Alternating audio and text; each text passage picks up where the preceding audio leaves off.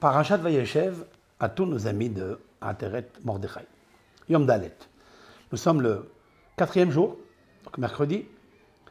Il est marqué comme ça. Hanotar bayom hashemini min hashamen. Le reste, tout le reste de l'huile, des bougies de Hanouka, le 8e jour. Il reste de l'huile. Qu'est-ce qu'on fait avec? Roselo medura vesorfo. Il fait donc un petit tas et il le brûle. Si par exemple, il a remarqué dans la fiole d'huile, il y a eu une bénédiction qui s'est multipliée dans ce surplus-là.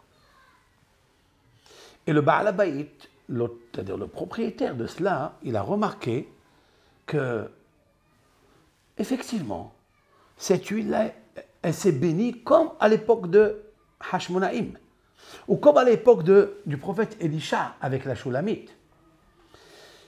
Maintenant, lui, il prend cette fiole et il commence à verser, à remplir des kélim, à remplir des ustensiles comme l'a fait Elisha. Est-ce qu'il peut profiter de cette huile?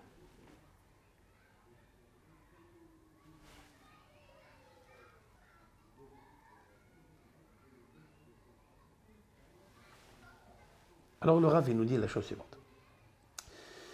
Il dit oui, c'est permis de profiter. Pourquoi? Parce que du fait qu'il y avait de l'huile qui est restée dans la fiole, écoutez bien ça. Cette huile-là existe, elle est existante. On va dire qu'il y avait 30 millilitres d'huile qui est restée. Maintenant, elle s'est multipliée à 200 millilitres. Il nous faut savoir que lorsque la première goutte miraculeuse qui s'est ajoutée sur les 30 millilitres, elle a été annulée dans les 30. C'est une goutte miracle qui s'est annulée dans les 30 millilitres de l'huile normale, qui était là, naturelle. Donc, elle s'est annulée, donc c'est permis de profiter. La deuxième goutte, pareil, même s'il y a 60 tonnes d'huile qui se sont multipliées goutte à goutte, elles étaient annulées par les 30 millilitres et par les 31 millilitres, 32 millilitres qui se sont ajoutés. Puisque la goutte miraculeuse qui s'est annulée dans les 30 millilitres, elle est devenue 31. La deuxième, 32, 33, 34. Et dans ce niveau-là, tout a été annulé, donc on peut profiter. Ça, c'est une halakha qui existe dans Yodéa. C'est tout ce qui est interdit et qui s'est annulé dans 60, c'est permis de profiter. Maintenant, il y a une autre loi, que Akadosh Baruch Hu ne fait pas de miracle aux menteurs.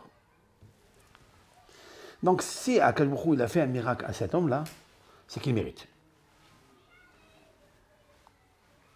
Si Akadosh Baruch Hu il voulait le brûler, parce que la loi est de brûler, ben, il fallait que Hachem ne mette pas la multiplicité ou la multiplication de l'huile qui s'est rajoutée dans ces 30 millilitres. Si Akadosh Baruch Hu il l'a fait, c'est qu'il ne l'a pas demandé. Donc ça c'est permis. Mais j'ai ajouté une autre réponse. En fait, ce n'est pas un miracle. Tu peux profiter même si on ne dit pas l'annulation. Pourquoi? Parce que ce miracle est déjà produit au temps des Hashmonaïm. Et il se reproduit au temps de Elisha. Alors comment Elisha il dit à la Shunam, tu peux profiter toi et tes enfants toute ta vie, alors que c'est de l'huile qui s'est multipliée par le miracle? La réponse est, ça n'est plus un miracle. Il est devenu naturel. Comme l'a répondu le Ran, Rabbeinu Nissim, dans son livre Drashot Haran. Là aussi, ça n'est pas un miracle. Il est bon d'avoir une menorah, c'est-à-dire une Hanouka shel kesef, en argent.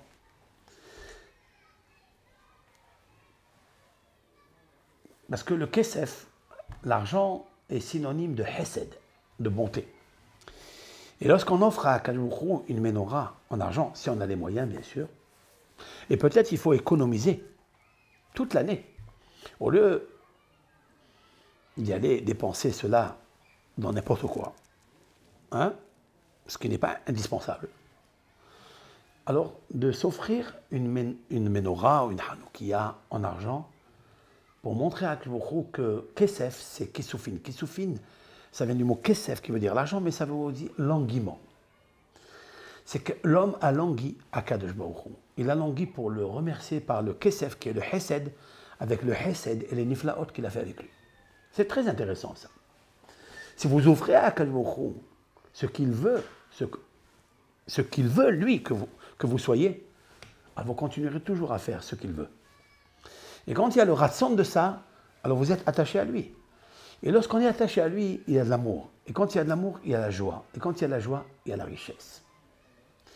Et cette richesse-là, elle augmente, tandis que le virus de la ruse, du péché et du yetzer hara, du mauvais penché, ça me nuise à l'intérieur de toi.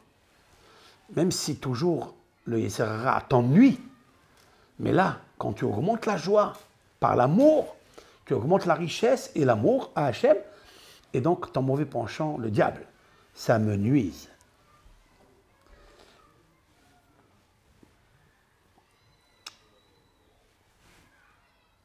Voilà donc ce que dit le Rav.